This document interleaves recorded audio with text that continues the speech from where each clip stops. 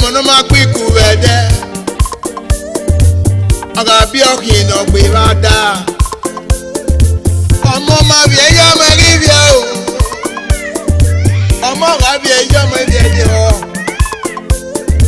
ma sonu mi o iya momo awe na ta ma ta o enwere ko no mo te ayo aga bi no kin na kiri garage enwere ko no wo te ayo aga bi no kin na kireki ya na-enwe ko no wo te ayo ọmọ ga nwe no do kin e slippers ogwo no ama wujo ye o aga bi no ori o ke soto iwo wo no ama wujo ye aga bi no ori o ke soto àwọn àyọpia yàrá kali fi ebo ìpín àbọ̀ n'oge ẹ̀ nìrún náà ìpín àbọ̀ n'oge owó nẹ̀ ẹ̀yìn ẹ̀rá rẹ̀ pẹ̀dẹ̀ na kalivi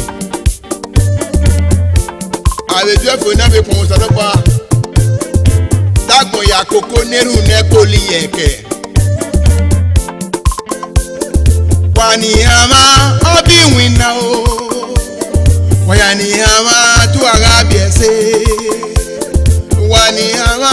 ọbí ìwìnà o wàrà bìẹ̀ sí wà bìẹ̀ rí bẹ́ẹ̀.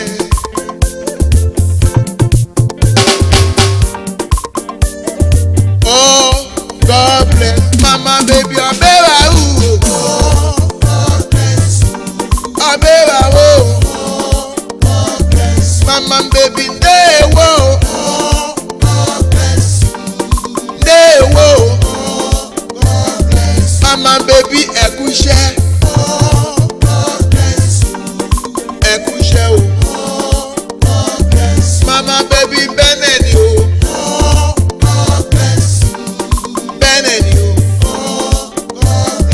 mama baby obulo God bless iya obulo God bless mama baby senunda iki God bless senunda iki God bless mama baby well done God bless well done God bless mama baby abera u God bless abera o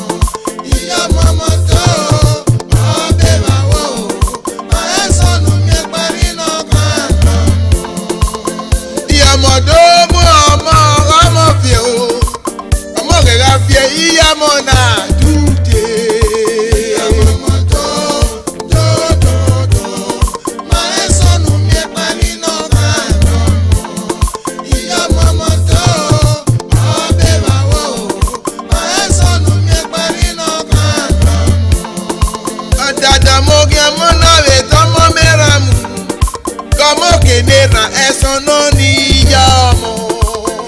mama do ma eso no mi pari no kano llamo do mo ama amo fio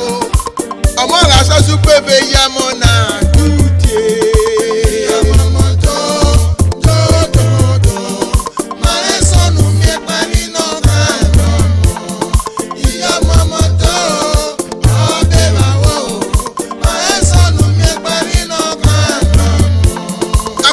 si wọn náà ríwó pé àmẹ́rí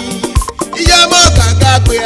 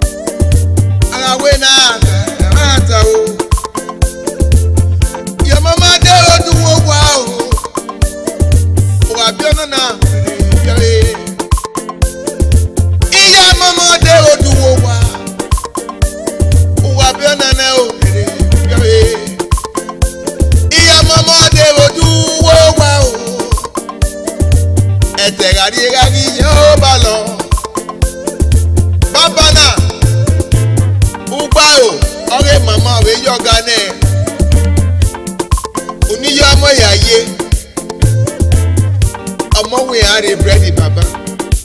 wo yẹn ari eka yẹn ẹ wò n'azẹ n'ọmọmọ n'ẹbíẹ yẹn no alẹpẹ dáàdì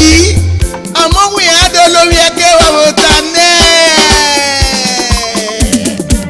ọkẹkẹ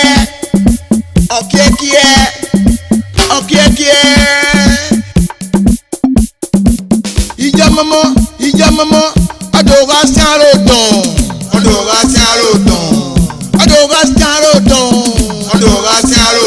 uparodo la fi rodorodo uparodo la fi wana uparodo la fi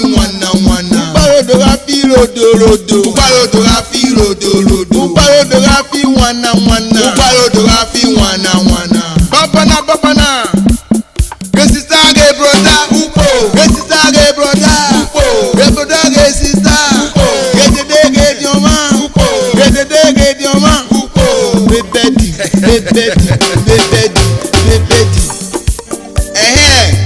imuna ni ma ye foye wa ẹ̀sán wèrè rọ ẹ̀sán ogun ara mẹyẹ wọn mọ mami ẹ ọmọ náwó yìí wọ rẹ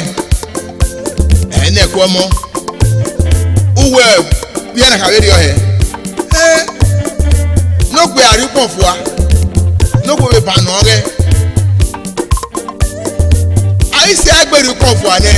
ẹ̀yìn kó ẹ̀rọ ẹ̀nẹ́ gẹ̀ẹ́ ní rí ọ̀nì ọ̀sẹ̀ ẹ̀nà kàbàmà náà tẹ́ wẹ́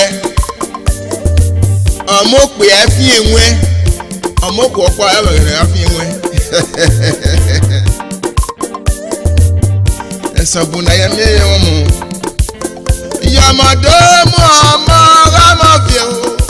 ọmọ rẹ̀ ra bíẹ́ ìyàmọ̀ náà dúdé ìyàmọ̀ tó dòdòdò máa ń sọnù mi parí náà kàánà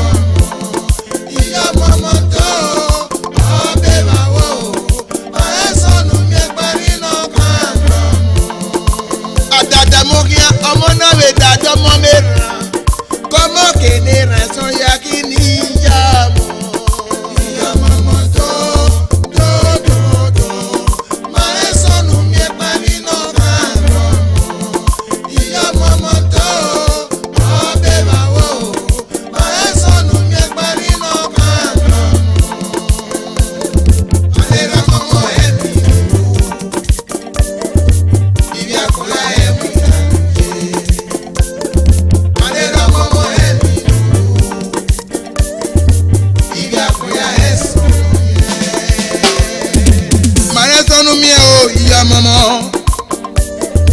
Osano asan wayese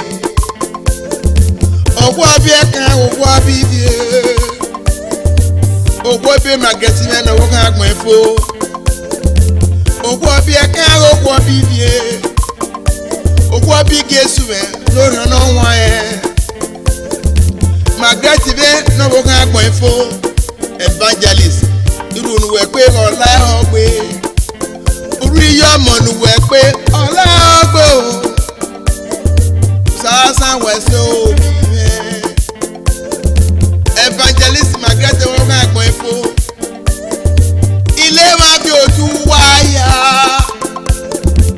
abẹ ibi church ní ìmọ̀sẹ̀rẹ̀ Family Intercessory Ministries worldwide ìwé ní yọmọnù wáyé ọyẹ rẹ gbóhùn wàá fi bọ́ wèrè ẹ o àwọn ṣe rẹ ìwé ní yọmọnù wáyé ọyẹ rẹ gbóhùn osasa wàṣẹ o prophetess Patient Azeta Edoriawe Sister P General Overseer God Gift Church of Jesus Christ ọbẹ̀ ìbàlùwẹ̀ gbé mọ́ o sẹ́wẹ̀ ìmùnàlùwẹ̀ yé níbi àkùnfíà ìmùnàlù yé níbi àkùnfíà máa yá rẹ̀ o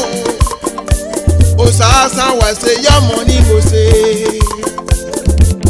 Margaret mẹ́nu owó ká pẹ̀ fún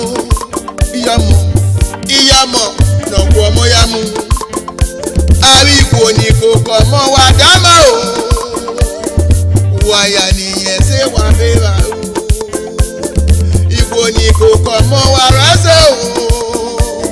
o òṣàṣà wà ṣe o iye Mama baby, oh God bless you. Oh God bless you. Margaret ìdánwò ká pẹ́ fún. Oh God bless you. Ìyẹnu yé yẹ̀ dó.